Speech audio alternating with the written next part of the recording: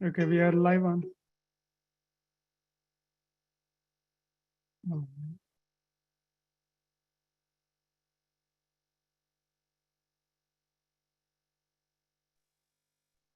So we are live on YouTube.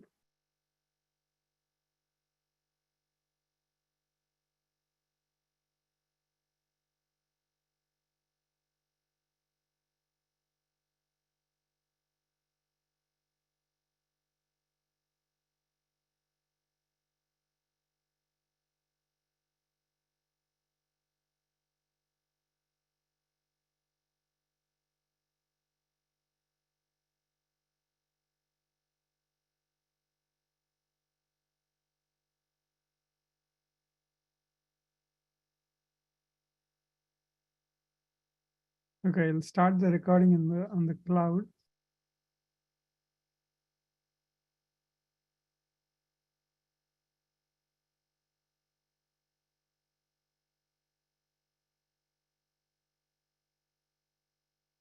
So we are live on YouTube, and the recording is on the cloud, in the cloud. So you can get started. Welcome to the Silicon Valley chapter of IEEE Computer Society. Um, I am the chapter chair, Vishnu Pendyala. Ours is the largest chapter in Silicon Valley section of IEEE, with over 4,000 subscribers in our mailing list and a strong following of over 12,400 on Twitter alone. The section itself is either the largest in the world or one of the largest in the world. So we are uniquely positioned by the virtue of our location and available expertise. And thanks to the online meetings these days, we have access to excellent speakers from all over the world. Like today, today's speaker, Dr. Ashwini Kumar Cherukuri, is a professor at Vellore Institute of Technology, India. He is actually speaking from India. It is, I think, 9:30 his time. His research interests include information security and machine learning.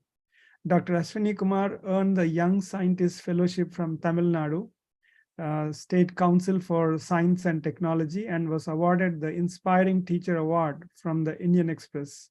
Indian Express, some of you may know that it's one of the leading English daily newspapers in India. Dr. Ashwini worked on various research projects funded by the Government of India's Department of Science and Technology, the Department of Atomic Energy, and the Ministry of Human Resource Development. Dr. Ashwini Kumar has published more than 170 refereed research articles in various national and international journals and conferences, and is an editorial board member for several international journals. He is a senior member and distinguished speaker of the Association of Computing Machinery, a member of the IEEE, and vice chair of the IEEE Task Force on Educational Data Mining. He is a distinguished speaker of ACM. He served as the Dean, School of Information Technology and Engineering, VIT, Vellore. And today's topic is security in quantum computing era. We all know the amount of data that is being generated, stored, communicated, and analyzed is increasing at an exponential rate. So securing this data while in storage or in communication, or for that matter in the analysis, is quite challenging. Emerging technologies make this task much more challenging. So quantum computing is such an emerging technology, having large-scale computing capabilities, and has the potential to solve some of the problems that conventional computing principle cannot solve. With such potential, it can adversely disrupt the current security frameworks and at the same time address some of the pressing problems in security. So in this talk, Dr. Ashwini introduces threats and challenges in security due to quantum computing. He will address security challenges with quantum principles and developments in post-quantum cryptography as well. Over to you, Dr. Ashwini. Thank you, Dr. Vishnu. Am I audible, right? Yes. So at the outset, I would like to thank Dr. Vishnu for inviting me to this August Forum. It's my pleasure and privilege to deliver this talk under the umbrella of IEEE Computer Society chapter of Silicon Valley. So I sincerely thank Dr. Vishnu for giving me this opportunity. So my today talk would be on security, especially information security in the current era of quantum computing. So my talk is structured in the following points. So I'll be providing a brief prologue of the talk. Then I'll be introducing very briefly about the various cryptography algorithms that currently we are using in terms of symmetric encryption techniques. Then we have asymmetric encryption techniques, also the hash functions and the applications of them in the digital signatures. So these are the current cryptography algorithms and techniques what we have that are providing security to our information. Now, then followed by, I'll be briefly touching about the quantum computing principles, especially the various quantum phenomena that quantum computing is based upon. Subsequently, I'll be talking about the quantum algorithms, Shor algorithm as well as the Grover algorithm. Of course, I will be covering more aspects of Shor algorithm. Then I'll be touching about the Grover.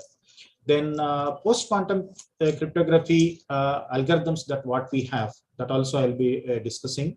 Especially we have hash-based cryptography, code-based cryptography. Then we have lattice-based cryptography. But in that, I'll be touching about hash-based cryptography, which is the one of the famous techniques for post-quantum cryptography standards. Then also how quantum principles can be utilized for addressing one of the cryptography challenge, that is that key distribution problem, how quantum principles can be utilized. That also I'll be talking about, especially using the BB84 protocol. Then this would be the points that I will be covering in the current talk. So maybe I will, turn off my video for the, the better utilization of my bandwidth. And so in a current digital world, cryptography is mainly utilized for providing various security objectives. Number one, that is confidentiality, integrity, availability, authentication, non-repudiation. There are various security objectives that are to be met under the current cryptography principles. So these principles provide an assurance that information is trustworthy and it is confidential, it is having integrity, it is also authenticated information. So confidentiality is provided especially through the form of encryption of data, and for that purpose we have several schemes. Similarly, integrity is ensured in the form of hash functions and digital signatures. Authenticity is provided by using secret keys. So these are all the various cryptographic principles that are used for ensuring confidentiality, integrity, and authentication, and etc. So cryptography is very essential, and which is the backbone for providing security in any business functionality that we have in the industry. And also the current internet and all our web-based applications are secure because of the cryptography that what we have. So point is, the secured information is typically classified based upon the value of that information. Say, take an example. We have a particular, say, question paper of a examination. The question paper is supposed to be secured till, especially for the before till the exam is conducted. Similarly, so take an example, if a kind of insurance data, the lifetime of such data is maybe about 40 years, 50 years, 60 years. So that means during that duration of data, that particular lifetime of data, the security has to be ensured for such type of data item. So it is all dependent upon type of data, application of such data. all the algorithms that what we are using for cryptography, they're all based upon the classical conventional computing models, which are mathematically strong to support whatever is the lifetime of the data. But the current generation, especially when we are going ahead with the quantum computer, these the current cryptography standards are entering into a dangerous zone. Especially in 1994, Peter Shor has introduced a famous algorithm called Shor algorithm, wherein which quantum computers are posing a threat to the current cryptographic standards and techniques. The point is, when this particular algorithm, Shor algorithm, was introduced or envisioned, we don't have technology that materializes a quantum computer. But thanks to the recent developments, wherein which there are steps towards realizing the quantum computer, of course, we have a long way to go to bring a commercial aspect of commercial angle of a quantum computer. But the point is that at least to a few bits, we call it as a qubits, but to some extent, for a few qubits, the quantum computers are there. So that is providing a major processing breakthrough and providing the disruption and bringing the quantum computers, realizing the quantum computers. So if we see the the timeline of the quantum computers, of course, this was introduced or coined the quantum mechanics. The basics of the quantum computers are rooted to the quantum mechanics, which were there from early 1920s. But the point is, with the introduction of Shor algorithm in 1990s, early 1990s, the theory of Shor algorithm has brought the quantum revolution. So till that particular time, all were in the first quantum revolution. But then once the Shor algorithm was proposed, it has entered into the second revolution. So the current at present, there are companies which are trying to achieve quantum supremacy by demonstrating their ability of processing over the certain number of qubits. It is expected that down the line of next 10 to 15 years, we may have a real quantum computer that gets built. And then in such case, as I have mentioned, if the Shor algorithm is implemented over that, all the cryptographic technique, especially the public key based cryptographic techniques, they would be in danger.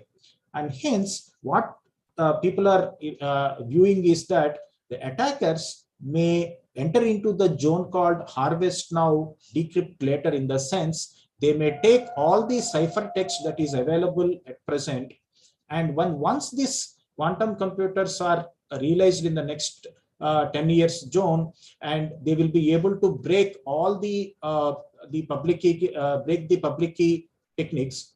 In such case, with the help of quantum computers, then all our data that is to be secured will be available to the attackers. So that is one of the major concern for the security scientist.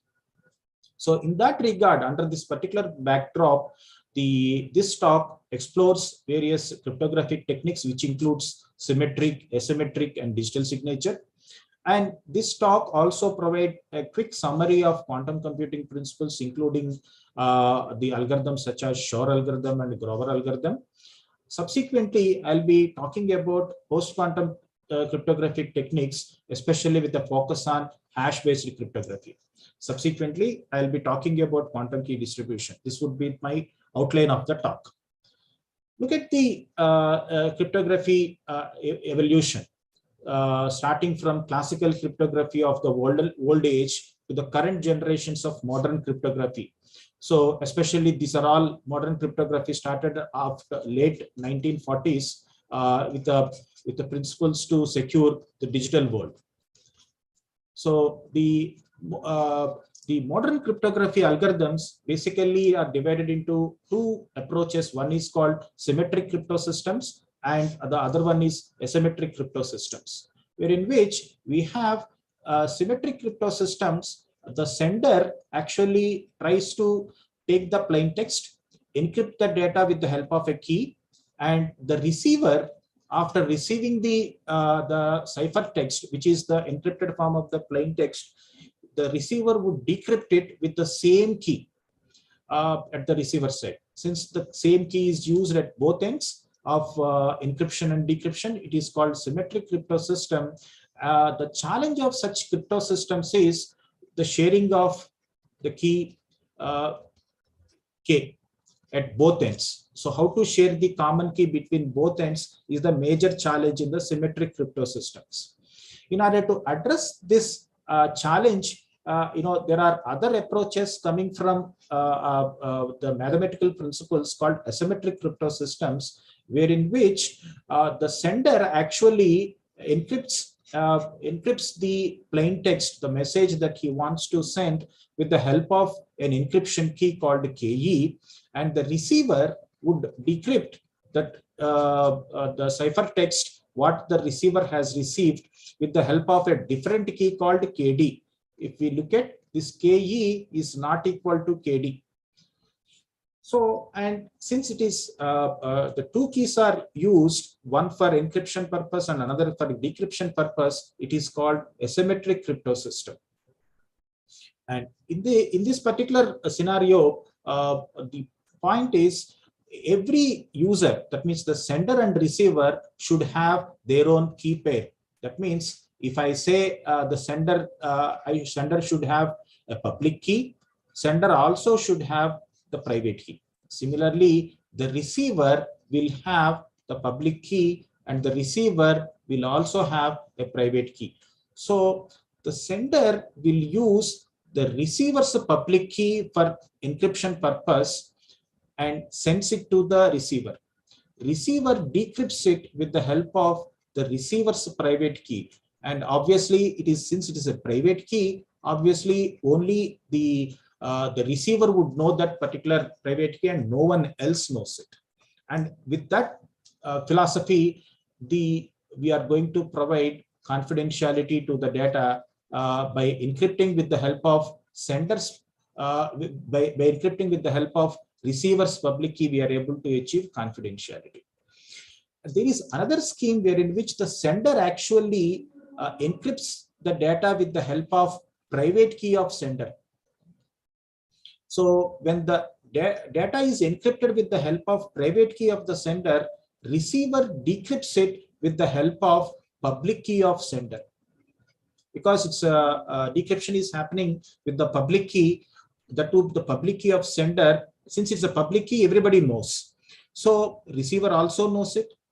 So with this particular scheme, wherein which encryption is happened with the help of private key of sender, the decryption has happened with the help of public key of the sender. This provides the first one provides the confidentiality, the second one provides the authentication.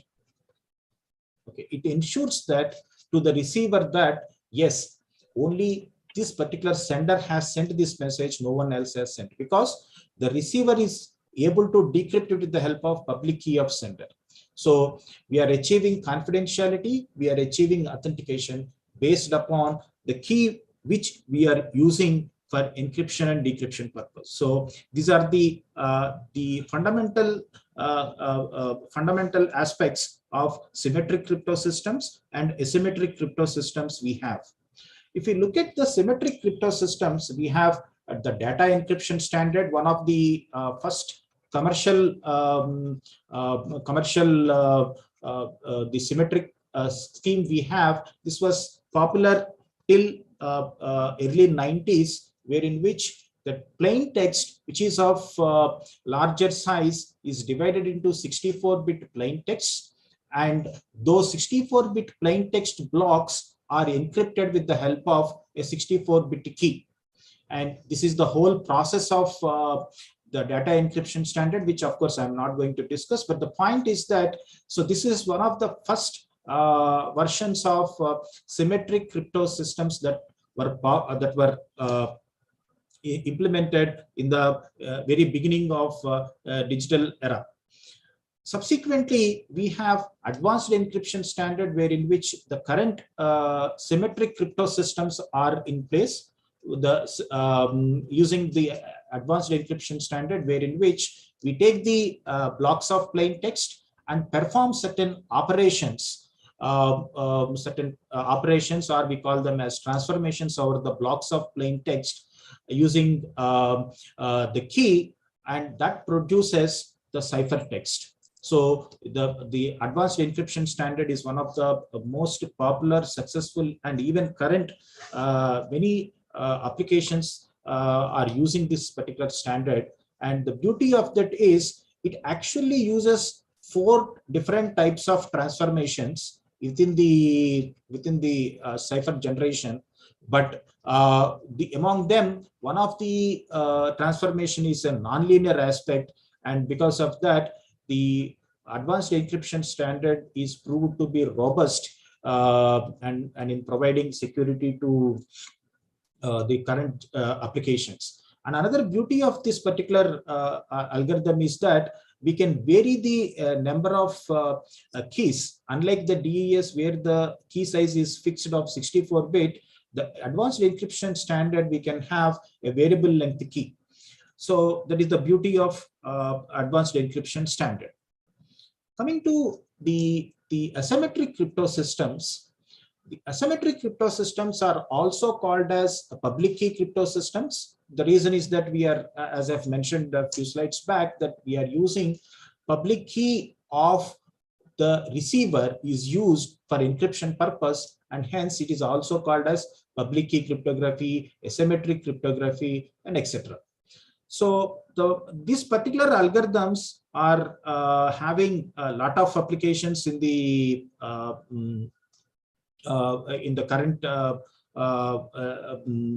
current scenario.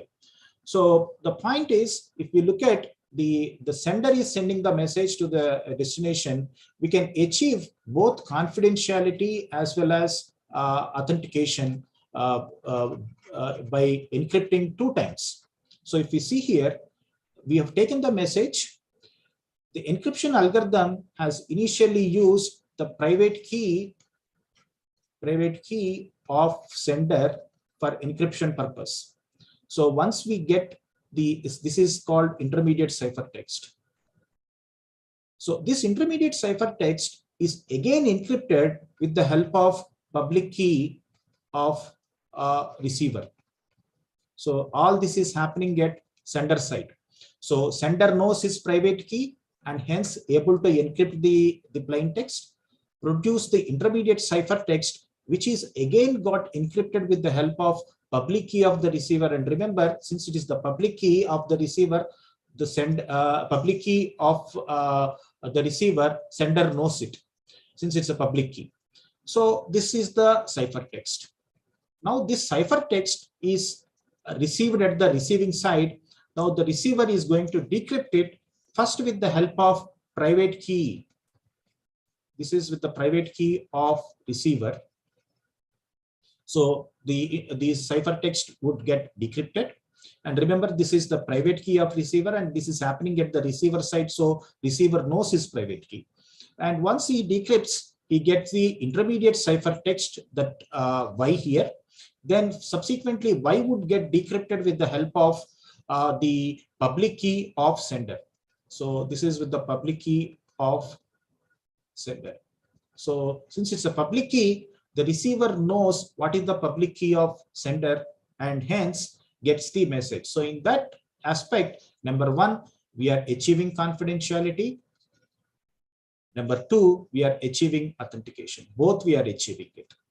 So these are the current schemes of public key cryptography.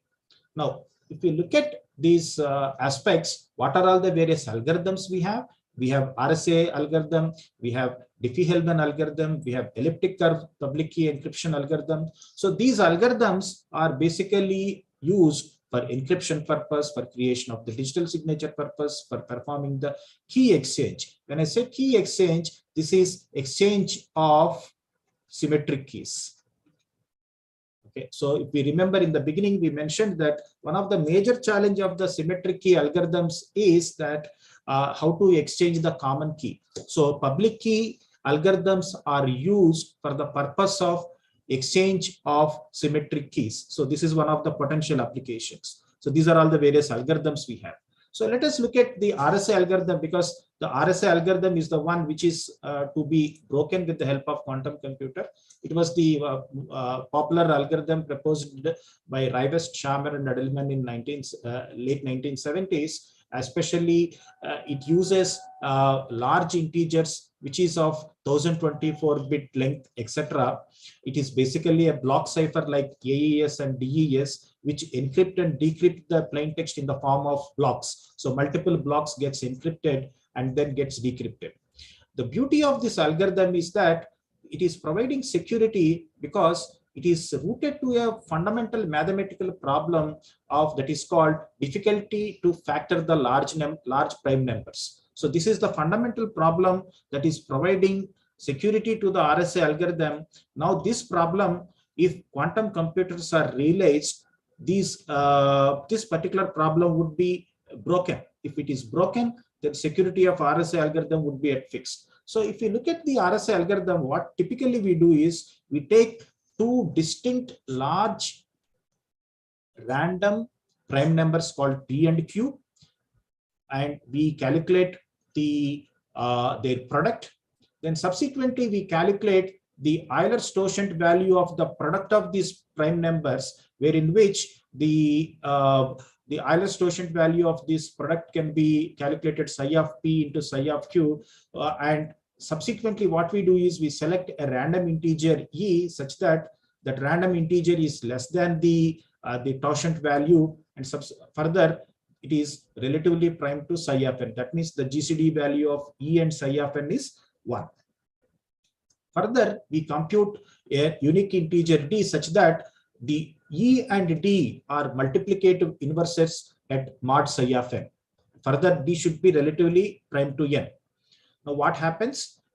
Among these values, the public key is n comma E and the private key is declared as D. So this is how we generate the key pairs of every node in the network or the communicating parties like sender and receiver. So now further we perform encryption. Suppose the plain text is M, the plain text would be converted into ciphertext by performing C is equal to M power E mod N, and the decryption is take the ciphertext. Since D is the private key, so the decryption happens M is equal to C power D mod N. So this is a simple algorithm of RSA. It looks simple, but the point is that it has inherent complexity in terms of generating the large prime numbers and calculating the subsequent variables of this algorithm. The beauty of this algorithm is that it is rooted to we are able to find the product of the so if you look at the algorithm, we are able to find the product of these values, but subsequently if we want to calculate the D value, we need the psi of n. That means for that purpose we need the prime factors, which we don't have the algorithm that is able to produce that. Of course, there are certain algorithms, but when having large values, say 1024-bit or 2048-bit for the large keys, we don't have an efficient algorithm that can solve this particular problem.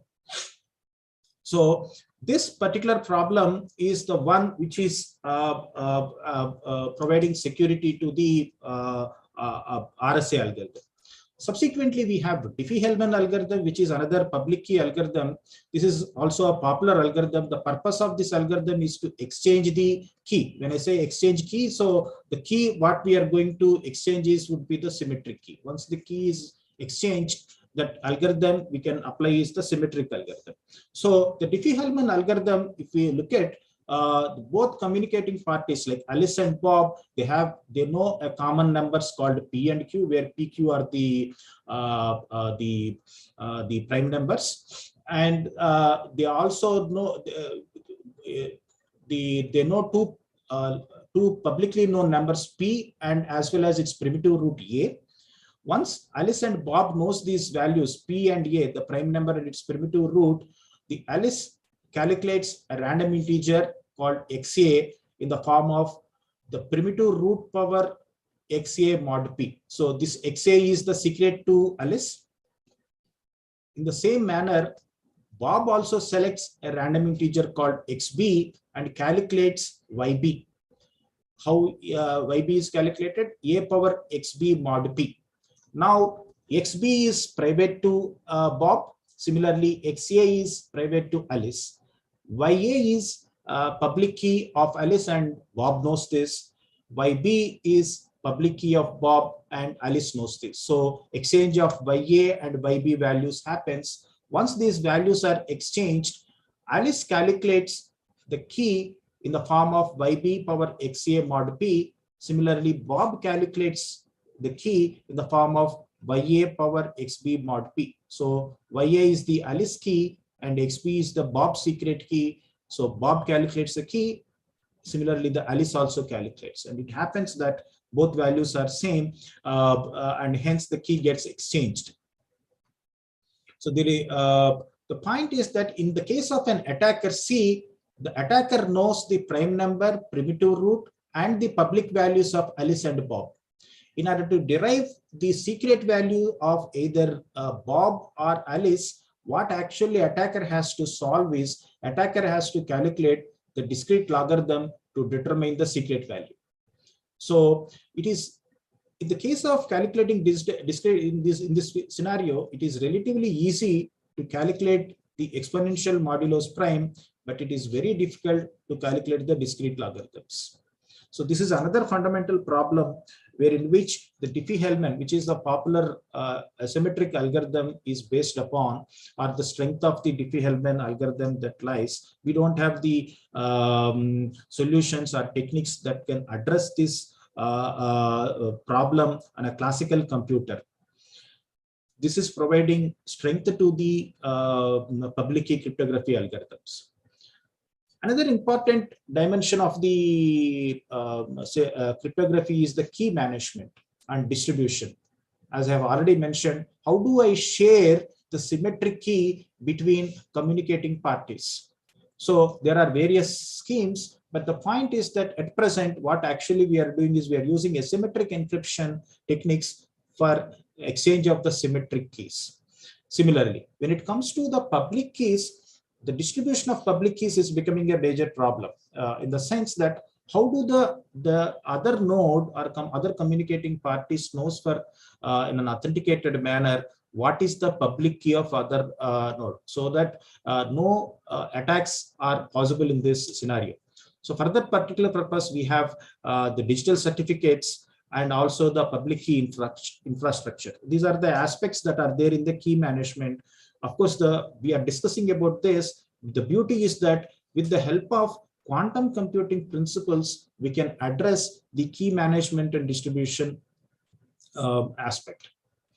Now, we have another category of cryptography algorithms called hash functions, which is the purpose to ensure the integrity of the algorithms, integrity of the message. So we take the message, apply a hash function that produces a digest. At the receiver side, the receiver would receive the message, calculate the hash. If the hash is same as the received hash, then message is retained. Otherwise, message is discarded. Okay. So the hash function's purpose is to ensure that or verify that the integrity of the message is prevailing or not. And for that particular purpose, we have algorithms called SHA-512, message digest, SHA-256. But the current standard is to use SHA-512. The reason for showing this is we are going to have hash-based cryptography as a post-quantum cryptography algorithms. So for that purpose, this is the backbone. On top of the hash algorithms, we have message authentication codes, wherein which the message from the sender would be hashed by the help of a key. So we are going to create a message authentication code. So typically, standard hash algorithms are called keyless ciphers, but message authentication codes are also called keyed hash algorithms. Okay, so the reason is that along with the message, we are also supplying a key and producing a message authentication code. So message and the message authentication code are communicated to the receiver through an insecure communication channel.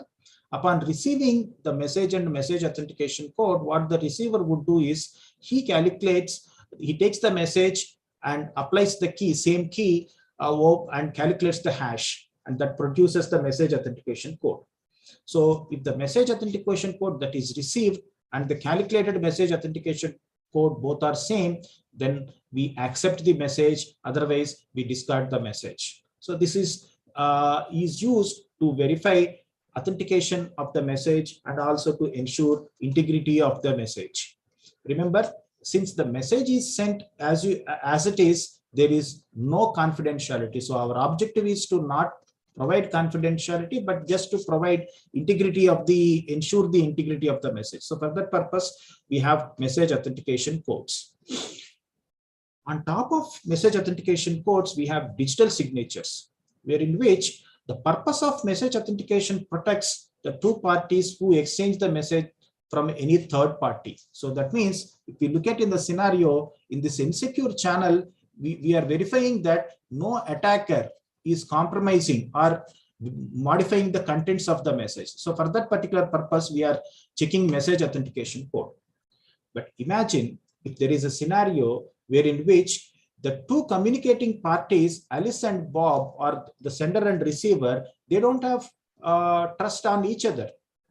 So how do I ensure that, or how there is any kind of a dispute that is arising between sender and receiver? How do I resolve about the messages that are sent? So for that purpose, we have digital signatures.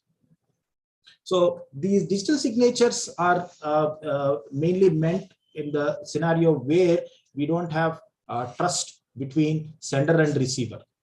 So the main purpose of digital signature is to ensure that we verify the author, we verify date and time of the message that is sent in the form of the signature, and also we must authenticate the contents at the time of signing of the message.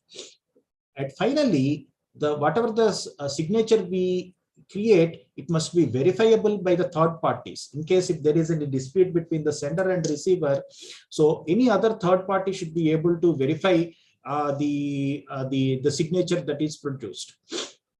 So the digital signature function includes authentication, but if we ask whether the message authentication provides the digital signature, certainly not. So any digital signature function provides authentication as well.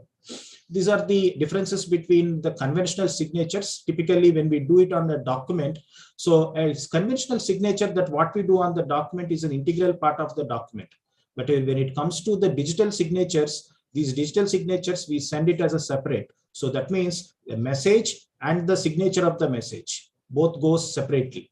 Similarly, a conventional signature, when the receiver receives a document, the receiver compares the signed signature on the document with the signature that already they have. So then only they verify that, yes, if both signatures are same, they say that, yes, it is authenticated. But for a digital signature, the recipient or the receiver do not have such type of backup signature. So the receiver needs to apply a verification technique, which is a combination of message and the signature to verify the authenticity. So that means if imagine that I'm making my signature like this, you verify that, whether this is my signature or not. This is the case of physical. But the point that doesn't hold, this point doesn't hold in the digital signature environment. Similarly, in a conventional signature, you have one-to-many relationship between the signature and document. So that means if this is my signature, this holds for any document that I sign. But for a digital signature, there is only one-to-one relation. So that means when I take a message, the signature that digital signature that we get is unique to that particular document or the message and does not hold that for the other documents. So we have to create for other documents. In a conventional signature, a copy of the signed document can be distinct from the original one. In a digital signature, there is no such distinction. So These are all we are discussing so that we understand the digital signature aspects, because in the upcoming slides, we are going to talk about in the post-quantum cryptography environment, we are going to talk about these signatures. So if we take a message, what typically we do is first we create hash of the message. Subsequently, that hash of the message would be signed with the help of private key of the sender. So we use private key of sender for signing the document. So that forms the digital signature.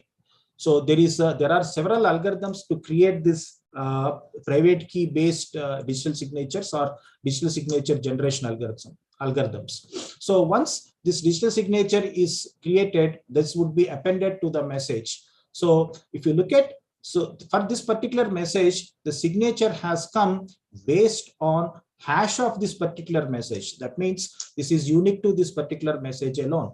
So I have taken the message, created a hash. The hash is signed with the help of sender's private key. Now the receiver receives it. So the receiver receives the message and the signature. Take the message. What the receiver is going to do to verify the document, take the message or the document, calculate the same hash over that particular message. So get the hash. Subsequently, take the signature. The signature would be verified with the verification algorithm. And what is the input to the verification algorithm is sender's public key. So signature is created with the help of private key of the sender. Signature is verified with the help of public key of the sender at the receiver side. So the input to the verification algorithm is the hash of the message. Similarly, the second one is the sender's public key. Both are given as an input to the verification algorithm. If the verification algorithm is providing as a valid signature or not to the message. If the message is valid, then we get a valid signature. Or else the signature is valid, we take the message. Otherwise, we discard the message. Or we say that the message got compromised. So signature is not verified. So this is the digital signature scenario. So the purpose of digital signature is to provide message authentication, integrity, non-repudiation. And on top of that, if we want to ensure confidentiality, we need to do the encryption of the signed document and the signature. So in that way, we can even ensure the confidentiality. So if you have the confidentiality, this is how it goes. So we have RSA-based digital signature schemes. We have Elgamal-based digital signature schemes. Then we have the digital signature algorithms. We have elliptic curve signature schemes. So now if we look at all these schemes are public key based. Public key based in the sense the signature is created with the help of private key of sender. Then verification is happened with the help of public key of sender. Right. So that means these schemes are all public key based. Why we discussed all this is that number one, we know that the public key based schemes are all prone to the attacks from quantum computer in the days to come. So the current digital signature standards would be at risk when once the quantum computers are materialized, right? So what are the algorithms that we have? This is the RSA based approach. This is the DSA based digital signature algorithm for creating the digital signatures. So I'll just touch the what is RSA based approach. So you take the message, calculate the hash of it, create the signature with the help of private key of sender, then send the message and the signature to the receiver. Receiver receives the message, then perform the hash over that particular message, then subsequently perform the decryption of the message with the help of public key of the sender. So this is how the signature verification happens, and then compare both. Then there is another standard algorithm called digital signature algorithm for creation of the digital signature. I'm not going to touch about this.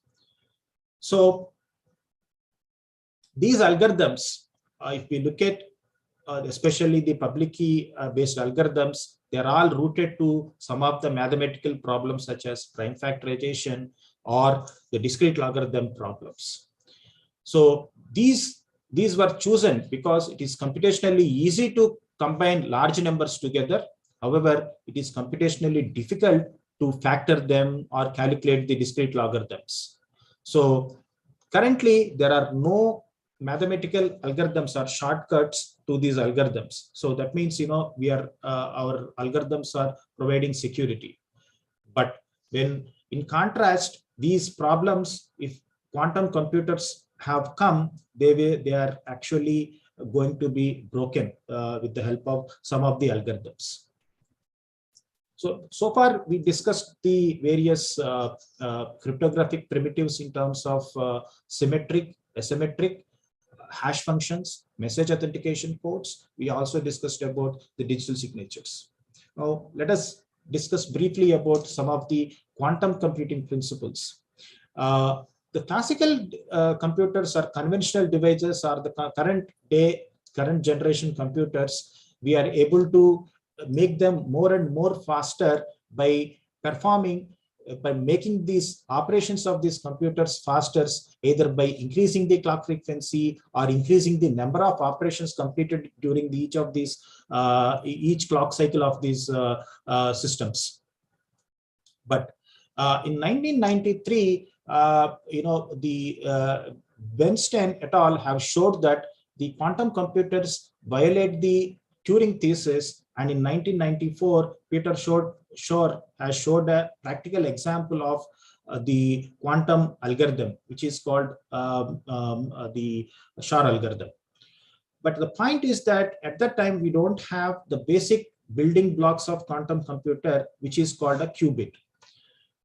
So what are the quantum computers? I'll just go quickly to the quantum computing principles. If you look at the quantum computers, these as per the wave particle duality, these quantum computers are built, wherein which whenever we look at any object, it looks like a particle, but when we don't look, or else when we don't observe, those particles behave like a wave.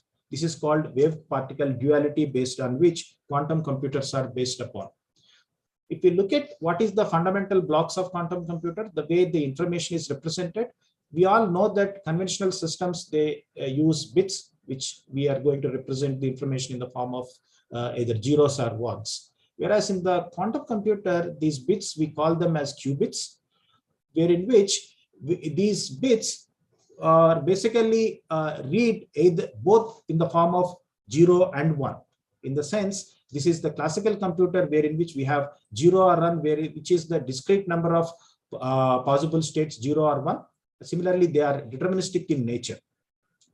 In the case of quantum, we have infinite possible states for a quantum bit to be there, and hence they are probabilistic in nature.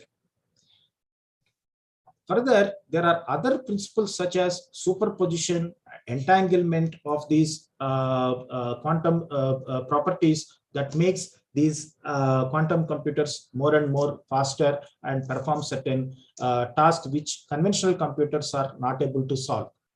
How this information is processed? In a classical computer, the bits process this information in a sequential manner, wherein which in quantum computers, the qubits work together in parallel to find optimal solutions of the problems, wherein which classical computers or classical techniques are unable to solve.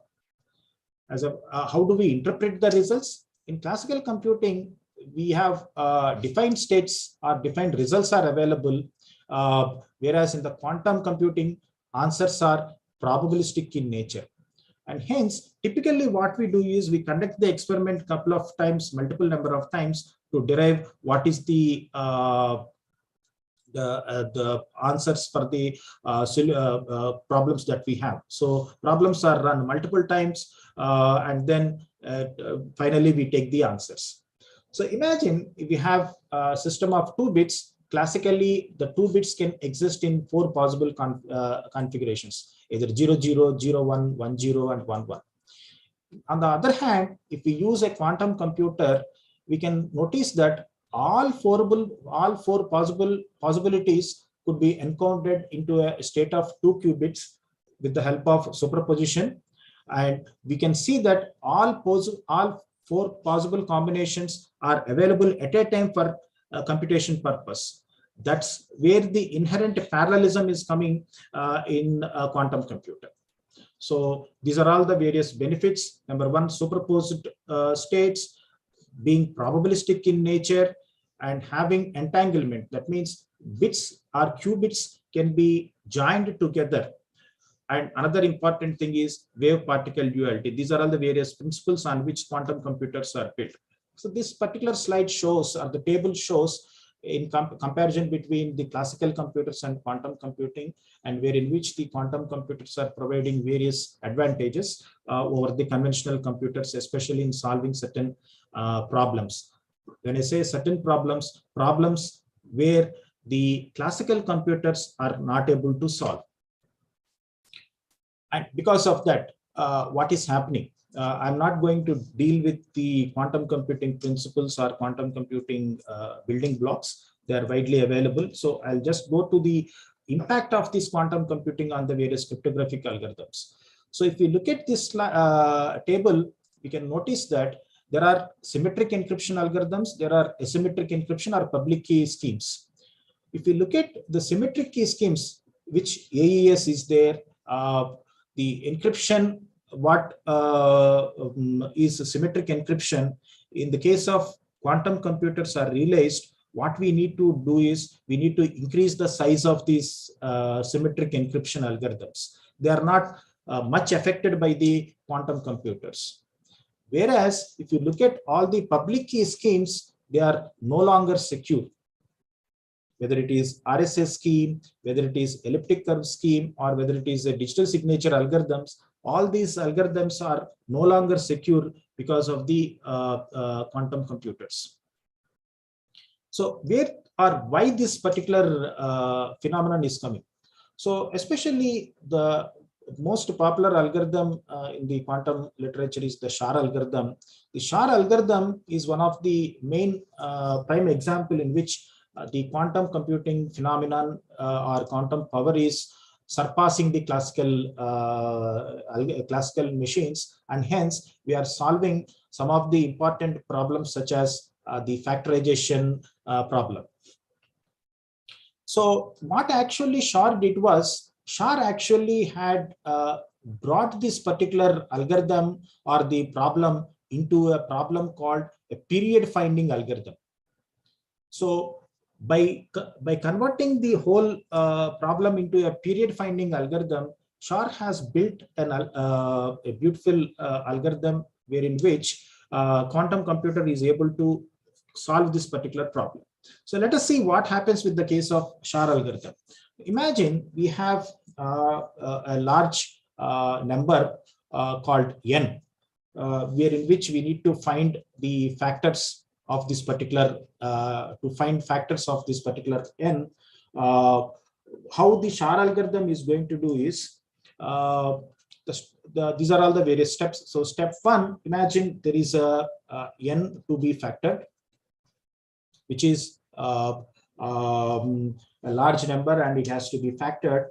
For that purpose, what we do is that we are going to take a random integer, choose a random integer called k, wherein which the k is less than n. Then at step 3, we are going to calculate the GCD of the number to be factored and the chosen value k. Of course, we have Euclid's algorithm for that to calculate the GCD. If this GCD of k comma n is not equal to 1, then k is the factor. In case if GCD of k comma n is equal to 1, then we go to next step. We go to the next step. So in step 4 is the important step, wherein which we take a function. The function f of x is equal to k power x mod n for different values of x. So x is equal to 1, 2, and so on. So what we are going to do is we are going to calculate a r. We'll see what is that r. So at 4.1 step, we take a value called q, a variable called q, and assign it to 1. Then in 4.2, what we are to step 4.1, step 4.2, what we are going to do is we calculate q into k mod n, then check remainder of this. If remainder is equal to 1, then we go to step 4.3.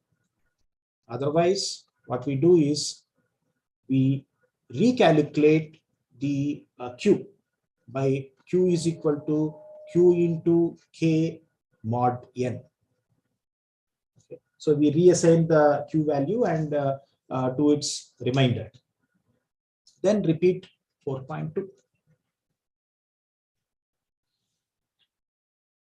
The point is we are going to count the number of such repetitions. Okay, this is important. So we are going to count number of such repetitions of recalculating the q. So step 4.3 is if step 4.3 is we call r is number of iterations, that what we did in 4.2. This is called r. So then we go to step 5. What we do is if r is odd value, then go to step 2 and choose a different k.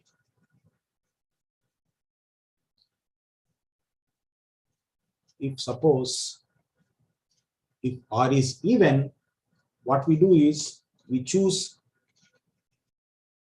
remainder value in r power r by 2th round. So that means imagine we have say 6 rounds of recalculating q here. What we are going to do is we are going to check r by 2th round. That means 6 by 2, that is the 3rd round. What is the remainder value? And we call that as p. Okay. So if p plus 1 is equal to n, then we go to step 2 and choose a different k. Otherwise, we go to step 7.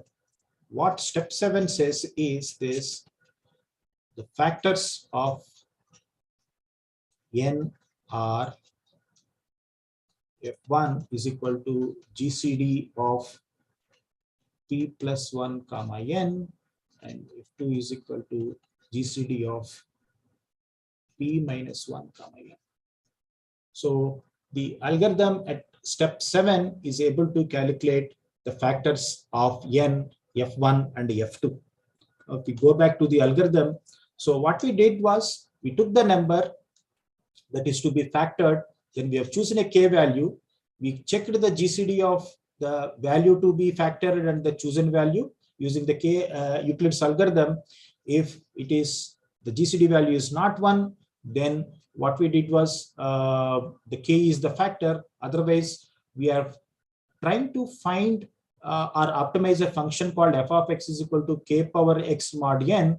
And while doing it, what we did was we took a q value p is equal to 1 and then calculate q into k mod n, and we checked the remainder value. If remainder value is 1, we go to the next step. Otherwise, we recalculate the Q value. This recalculation of Q value is we are verifying how many such recalculations are we are making it. That means the number of repetitions that we are making for recalculation. So if with that R value, if R value is odd, then we go to step 2. Otherwise, and choose a different K value.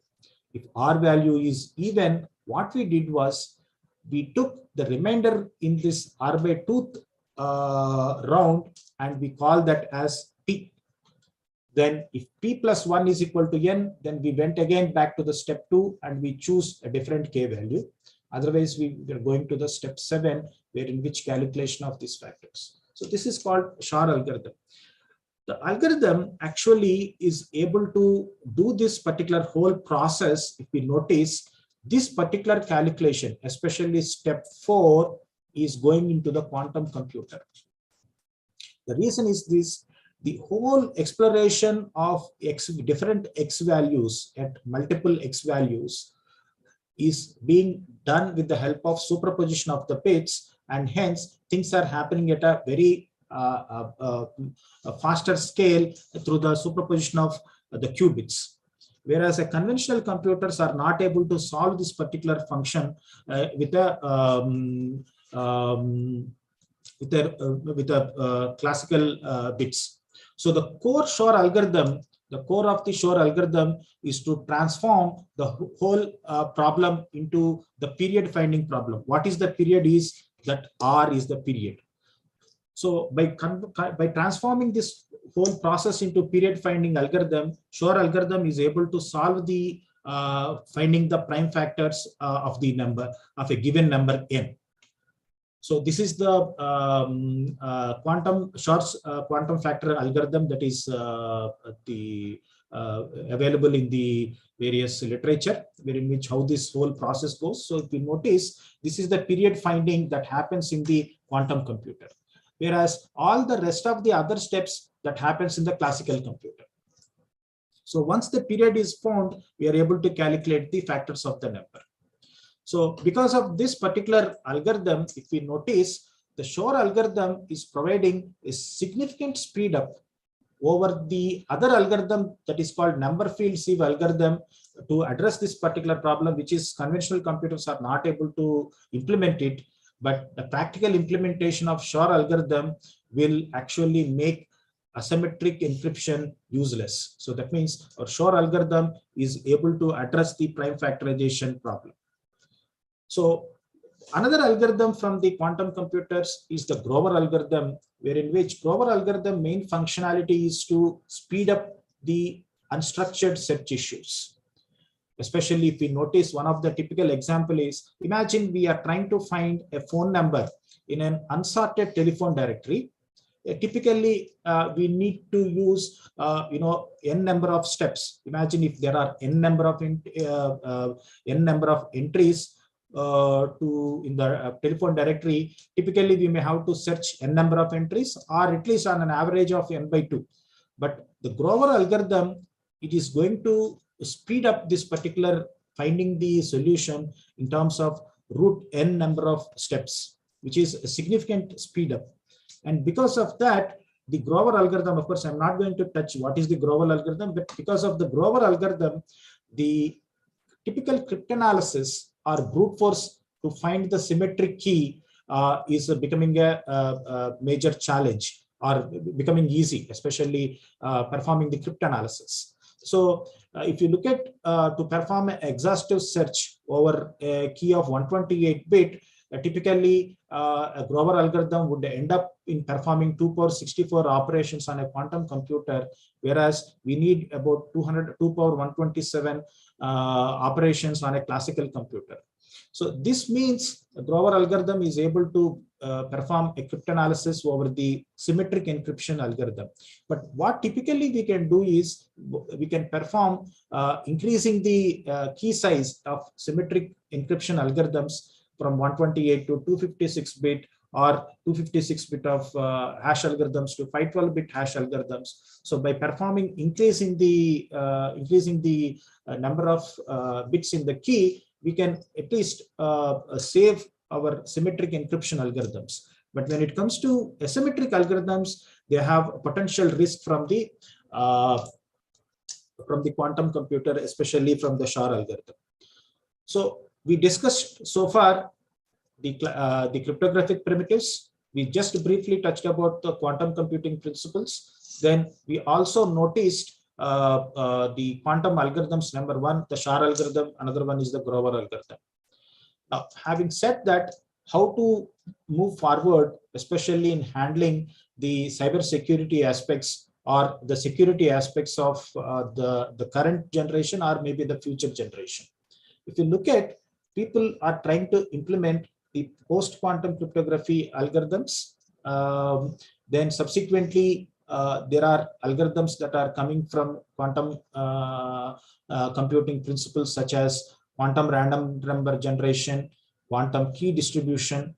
Subsequently, down the line, it is expected that if another 10 to 15 years of timeline, by the time the Shor algorithm and quantum computing modeling simulations and all comes, we are moving towards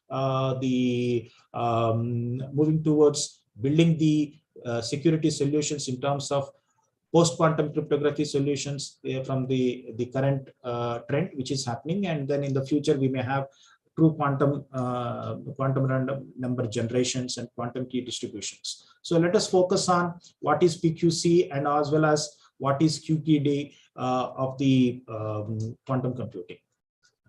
So post-quantum cryptography algorithms, they are basically focused on building the algorithms that are resistant to quantum algorithms such as Shor algorithm especially. So we are having a set of algorithms under the umbrella of post-quantum cryptography, which are mainly aiming at addressing the issue that is coming from the Shor algorithm. Then QRNG means we are utilizing the quantum technology or the quantum computing principles, or we are harnessing the laws of quantum physics to produce truly random numbers. Now, all of us know that the current generation or all the cryptography algorithms, they typically use pseudo-random numbers or pseudo-random number generations. That means they are not true random numbers. But using quantum principles, we can build the quantum random number generating algorithms which are providing true random numbers. So that is QRNG. Similarly, we can use QKD, wherein which quantum computing principles and quantum physics are used to exchange the cryptographic keys. At present, as I've already mentioned, we are using asymmetric key principles to exchange the cryptographic keys. But we all know that so far as per our discussion, the quantum computing is going to make an impact over the public key or asymmetric key schemes, and hence they cannot be used for exchange of the symmetric keys. So quantum key distribution principles, algorithms are going to be helpful in exchanging and establishing the symmetric keys. So if we look at the post-quantum cryptography, the post-quantum cryptography algorithms are basically divided into various 4 categories. One is the hash-based signatures, multivariate cryptography, code-based cryptography, and lattice-based cryptography. So hash-based signature schemes are typically one-time signature schemes. They are used, and they are at a given point of time, they will be used for signing the given messages. So they are again based upon the hashing principles, which we have briefly touched upon in the very beginning. I'm not going to touch about the multivariate cryptography or code-based cryptography and lattice-based cryptography now, but I'll be talking about hash-based signature schemes. So cryptographic primitives based on the hash functions are called hash-based cryptography schemes, and they are used under the umbrella of post-quantum cryptography. And especially they are limited to digital signature schemes. We have seen what is meant by digital signature, wherein which given a message and hash of the message is calculated, and subsequently this is got signed. That's what we discussed while talking about digital signature schemes, while introducing the digital signature schemes. So NIST has introduced the stateful hash-based cryptography schemes under the name called Leighton-McCallie signature or extended Merkle signature scheme. We will discuss about this Merkle signature scheme now.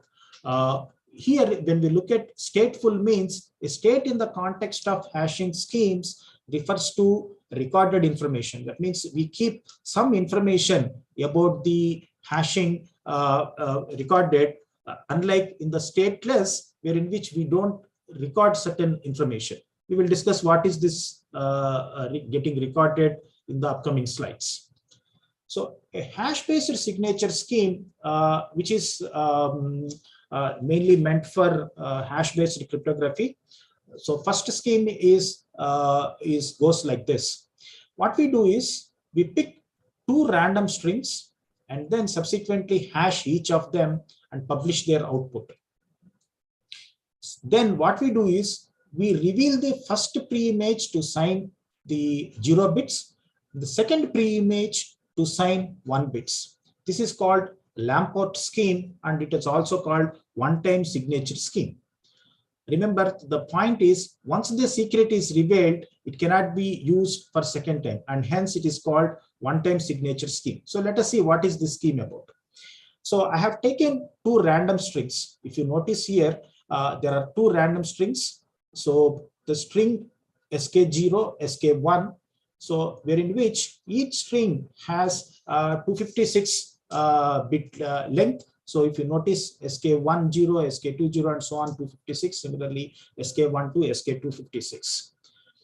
Subsequently, I am creating a hash of these strings and remember calling them as public keys.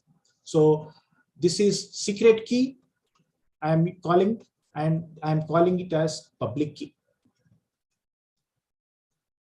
So I am going to use the pair sk0, sk1 as secret and pk0 and pk1 as public, wherein which my public keys are nothing but hashes of my secret keys. So what I do, I take the message and I see the string of the message. If my message contains a 0 bit, what I'm going to do is I'm going to use the secret key string 0 bit. So sk0, and imagine my sk0 has 1 to 8 as shown in this image. Similarly, my secret key 1 bits are given 1 to 8.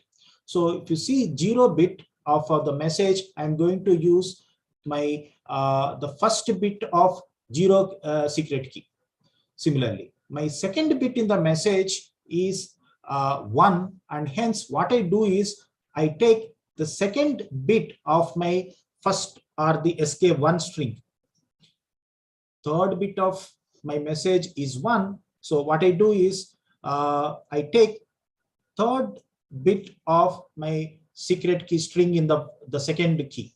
Similarly, my 0 bit, my fourth bit of the message is 0. So what I do, I take from fourth bit of sk0 and I take it as a signature. So this is how I create the signature of the message I have. So I have two strings from the secret keys that I'm creating public key with the help of hashing those secret keys and keeping those pairs as a public key. Then what I do is how I verify it. Once I take the message and then I take the signatures. This is happening at the sender side and this is happening at the receiver side. So receiver, remember receiver knows pk0 and pk1.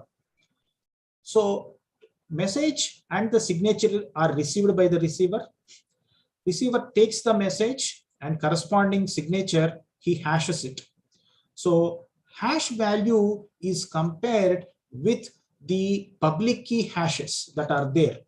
If both these hash strings are same, then it is concluded that the received message, the receiver signature is valid.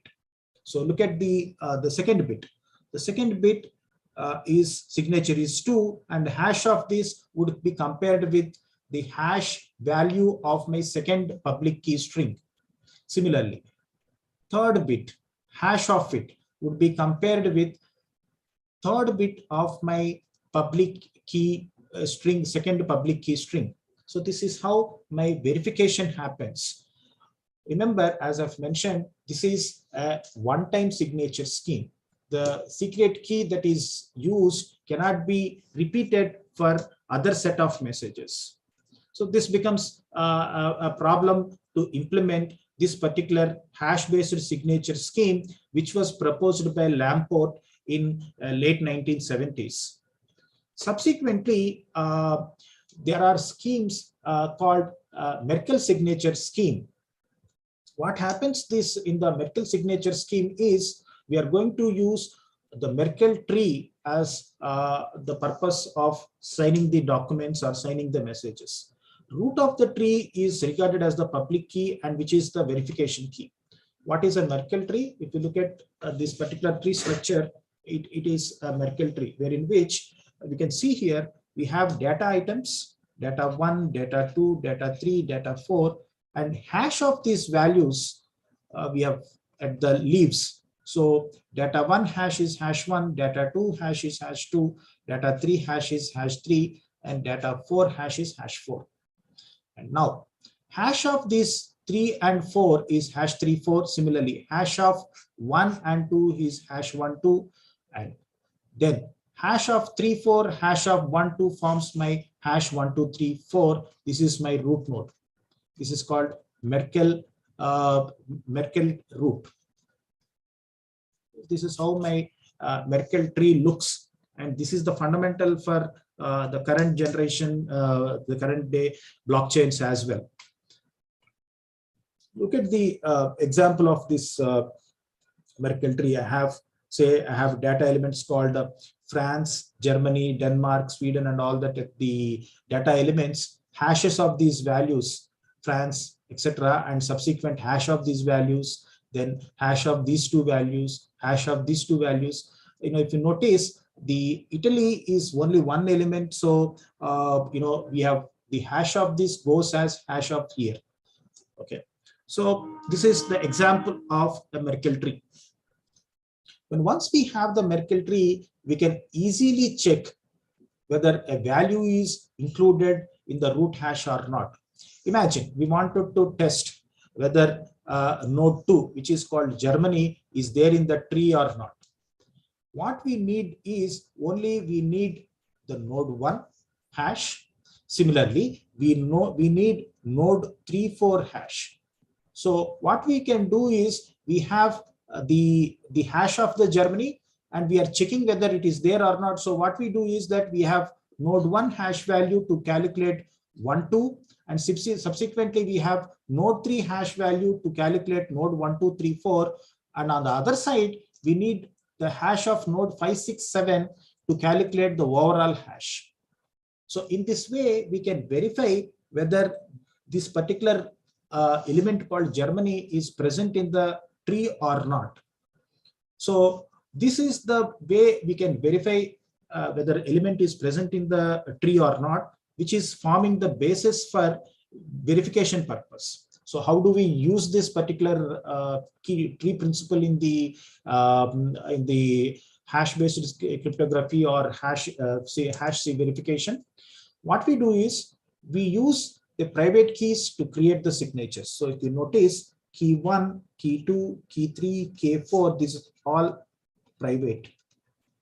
We keep them private. The hash values and the final root, Merkle root value, forms the public key. So what happens is the sender also sends the authentication path along with the public key values. Okay, so this forms, so take an example, you notice authentication path of K3 is hash 3, hash 3, 4, similarly hash 1, 2, 3, 4, which is the public key. So at the receiver end, what the receiver would do is they can take this path and rebuild the tree using the verification key and verify or perform the authentication of the data item. So this is the fundamental principle on which the Merkle hash-based cryptography is working. And what we need to do is that we actually, if we implement this Merkle key-based authentication, we have to generate a bank of key pairs, say, 2 keys, 4 keys, 8 keys, 16 keys, etc., and then create the public key from the root of the Merkle tree that as I've mentioned.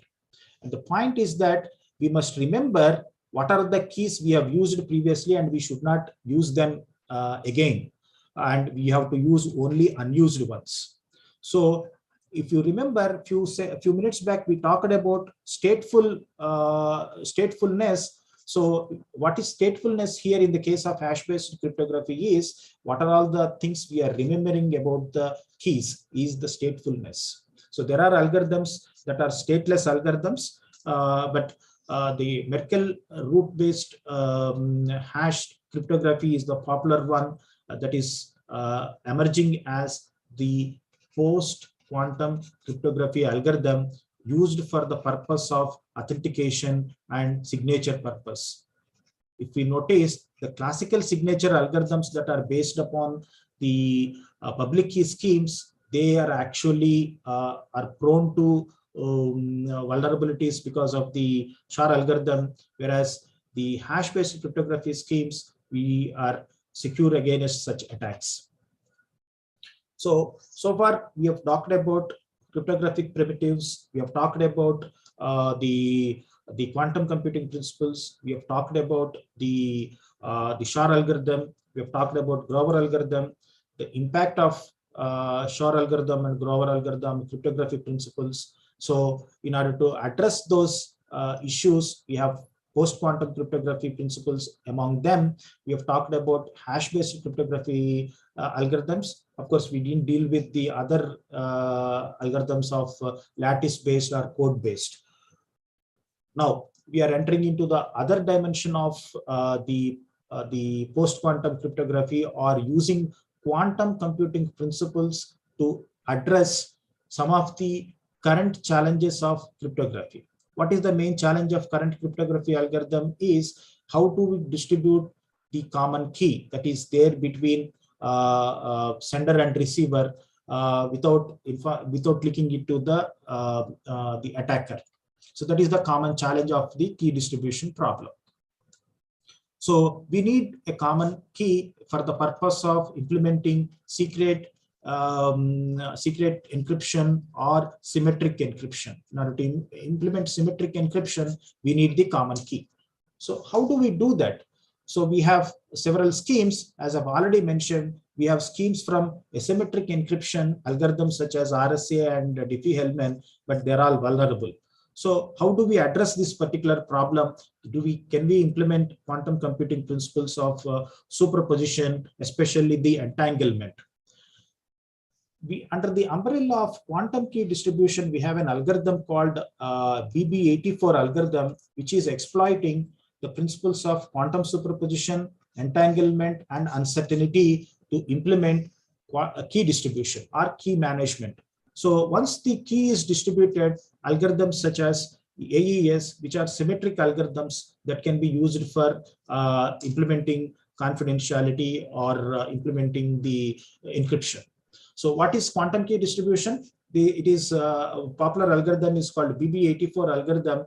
Of course, there are several other algorithms, but we discuss here now BB84 algorithm, which was developed by Charles Bennett and Gilles Brassard in 1984. And it was the first cryptographic protocol that is implemented in order to implementing the quantum key distribution and ensuring that if there are eavesdroppers listening to this communication, that is getting detected. So how it is being done is, imagine Alice and Bob, who are the communicating parties, they wanted to share the quantum key. There are some information which they send it in the quantum channel. There are some information that she share it in the classical channel or the open channel or the public channel among themselves. So once they do this, the key, common key gets established. So what they share in the quantum channel is about they transmit the quantum states about their keys. And what they share in the public channel is that in order to create these quantum states, what are the bases that they have used, that they share it in the public channel. The point is that if anybody is listening to this communication, then the quantum states gets collapsed. So that's what is the beauty of this particular algorithm. But the point is we need to have proper infrastructure, quantum infrastructure, to implement this particular set of algorithms. So at present, there are laboratory-based experiments that are getting happening in implementing this algorithm. But down the line of, as I mentioned in the couple of slides back, we need quantum infrastructure for this particular case. So let us see what is this BB84 protocol, which is used for exchange of the keys. In this particular protocol, the information is encoded in the form of polarization of photons, wherein which polarization can be performed either in two bases called rectilinear basis or diagonal basis. So the sender side chooses one particular basis or one particular approach, either basis or approach, we call it in either of the names, basis, to use the bits that they want to transmit to the receiver. On the other side, what happens, the receiver would choose either his choice of basis, which may be similar to the sender basis or different from the sender basis. Now, what they share is that what is the information they have established with the help of this particular basis. If both agree to that information, they keep that bits that are transmitted, otherwise they discard the bits. So now let us take this example. So imagine this A and B, they are sharing this information. A is transmitting the bits in this particular manner, 1, 1, 0, 0, 0, 1, 1, 1. And for that particular purpose, the Alice or the sender using the basis, what I have mentioned is rectilinear basis or diagonal basis. So this is the angle that is used in the polarization of photon polarization, 90 degrees, 45 degrees, 0 degrees, 135 degrees, and so on. Whether the receiver uses the same basis or not, it is the choice of the receiver. So accordingly, the receiver will get the bits as per the basis that what the receiver has used. Now, receiver will inform this to their sender, what are the bits that receiver has got. If sender says that, yes, this is the bit I have sent, then the receiver would keep those bits, otherwise the receiver will discard. If you notice, the bit that was sent by the sender is 0, whereas what the bit that the receiver gets is different. So such type of bits are discarded by the receiver. After completion of transmission, the receiver will keep these bits as the key, and the sender also keep these bits as key. Now the point is that by chance, if anybody is listening to this particular communication channel, what happens is that it will result in quantum errors, or else all this communication gets collapsed as per the quantum computing principles.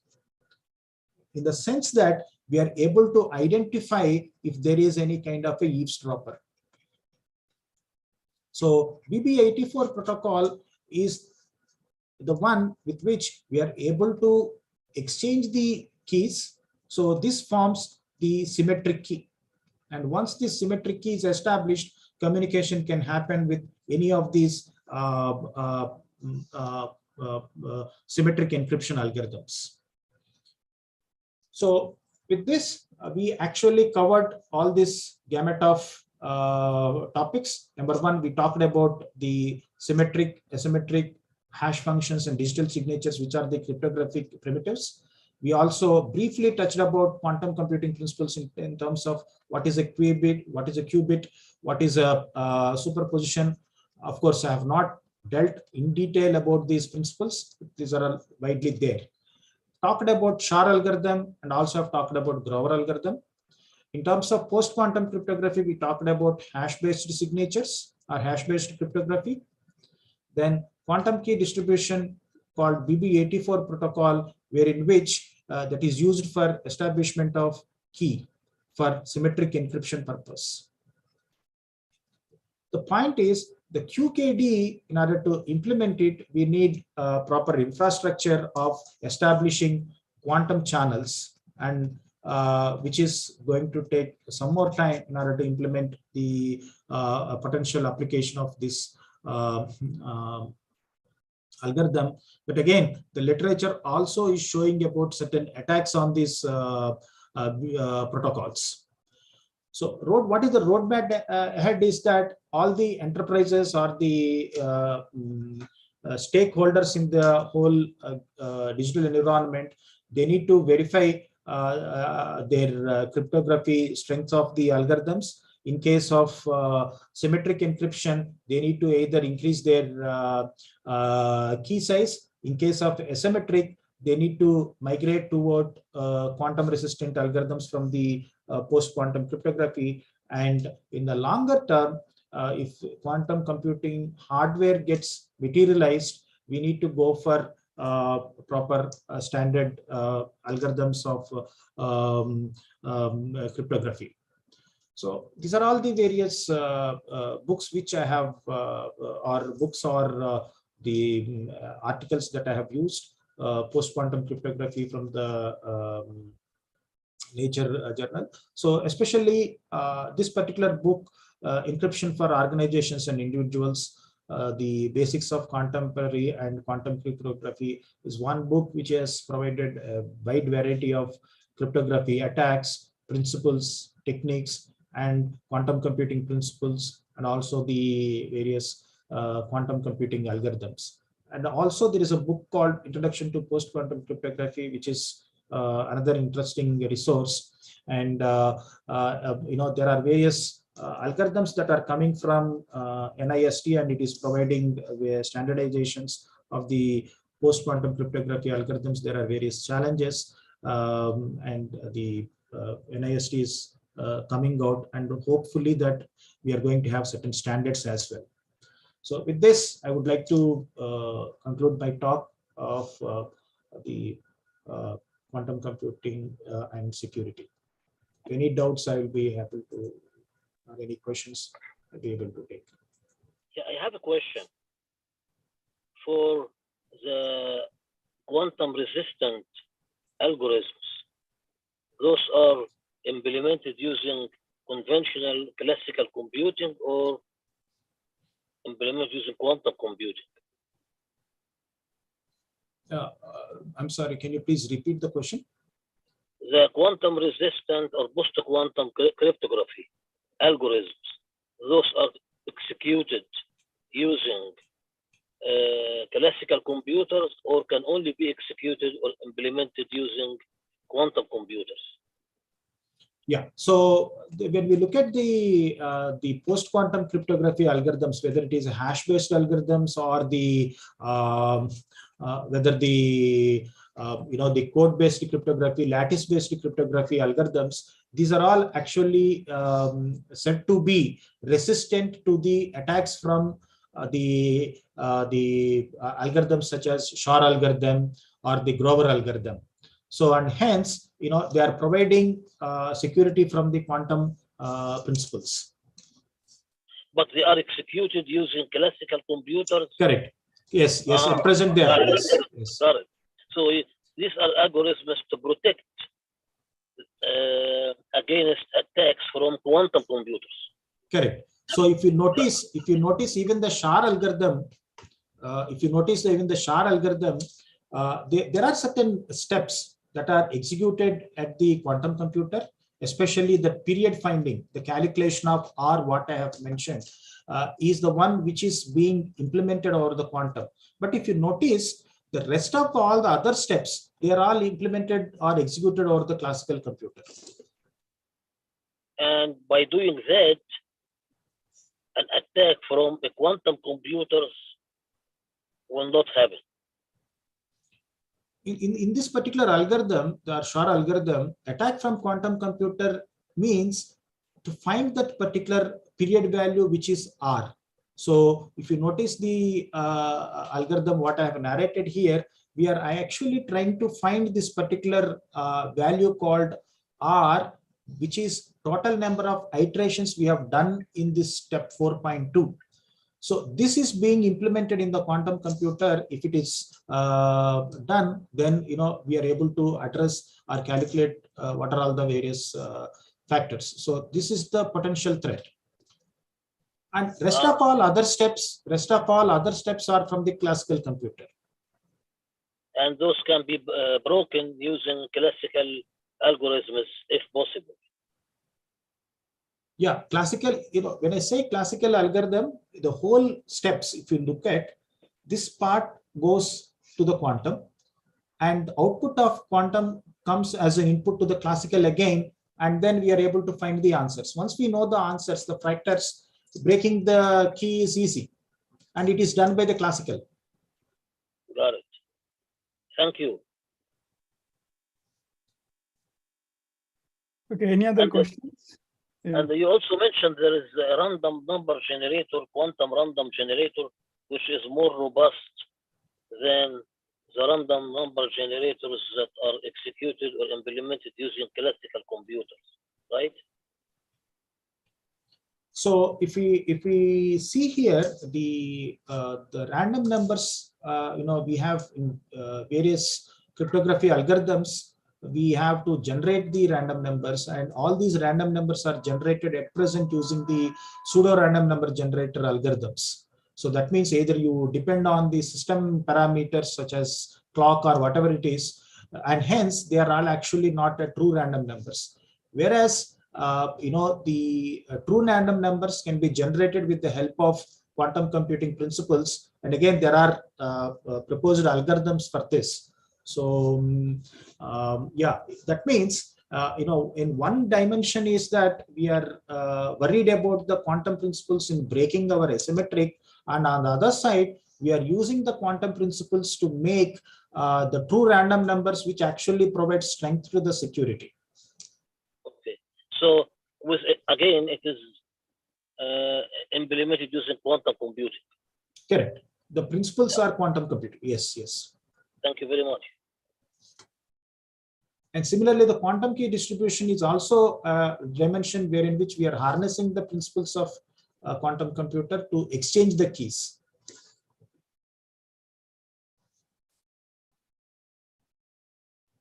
So there's a question on the chat window, and it reads, what about continuous variable QKD approach in terms of security and noise?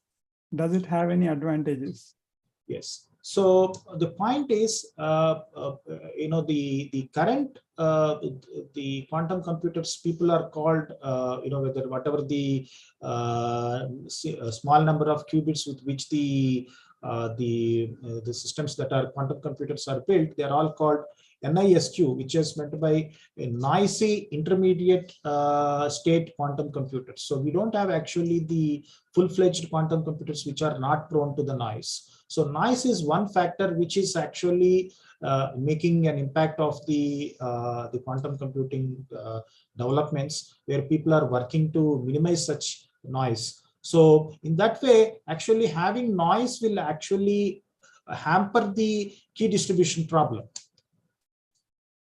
So what the QKD we discussed is about, once we establish a noise-free environment or a noise-free quantum communication channels, if they are implemented, in principle QKD can be used for establishment of the keys. But with the current noisy environments, it is extremely difficult. Okay.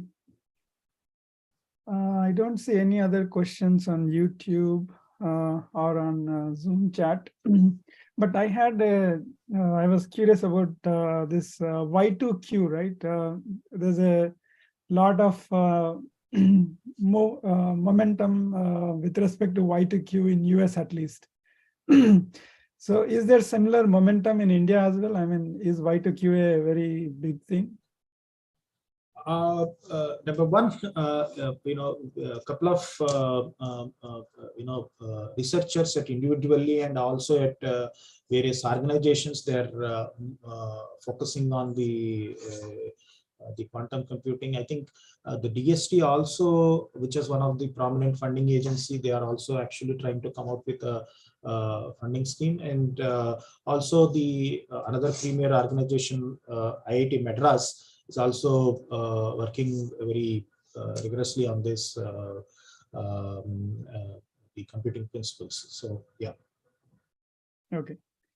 I think it is already late for you. It's past 11 o'clock, I believe, in India. So That's right. Yes, I'd like to thank you so much for this detailed talk on a very important topic.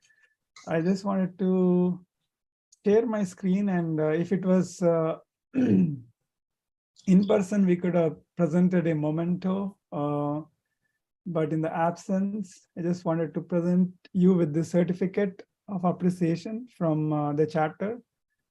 So thanks a lot again for thank you. the excellent talk today. And I wanted to conclude with a slide on the next talk we have. It's from Don Colliver. He will, it's actually a session. He's a author of the best-selling book on transforming public speaking with clown presence. He will talk about how to deliver a compelling technical talk. It's not just a talk, actually. It's going to be a session with participation from the audience as well. And hopefully everyone will take advantage of this. Certainly, that would be great. Sure, Yeah. sure. So maybe you can share this link via email. Maybe I'll also circulate among our colleagues and scholars. Yeah, that will be great. Yes, yes, sure, sure, definitely. Yeah. So thanks everyone for joining, and hopefully we'll see you in the next meeting next month. Definitely, definitely. Thank you, Dr. Vishnu. Yeah, thank you, Dr. Aswani.